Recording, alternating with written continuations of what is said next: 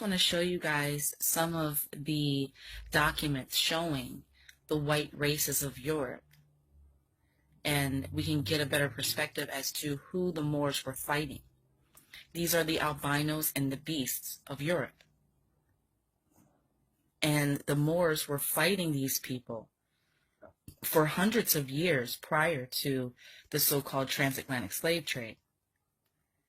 And one interesting thing I wanted to show you is that when you look at these beasts and albinos and how they have achieved what they've been able to achieve in just a few hundred years, keeping in mind that they were considered wild men just a few hundred years ago, and they had no last names. Many of them didn't even have first names. And I wanted to show you this because I found this very interesting. If you see here the wild men, and you look at the clothing that the people are wearing to the left, you can see here they're wearing this clothing to cover up their hairy bodies. So I found that very interesting.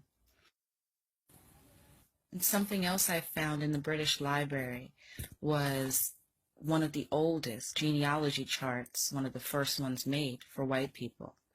And as you can see at the bottom of that genealogy chart, you see two wild men. So they're showing that their ancestry comes from the caveman. So that should give you something to think about, considering that just a few hundred years later, today, we have people like the Queen of England who claim to be of the royal bloodline of Egyptians and Cushites who ruled the earth. They even found the remains of a boy who was buried at Stonehenge in Europe. He was buried in Europe, but he actually came from the Mediterranean Sea in Africa. And he came to Europe 3,500 years ago.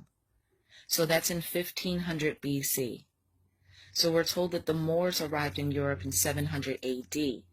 But here we have black people out of Africa coming to Europe over 2,000 years before the Moors arrived in 700 AD.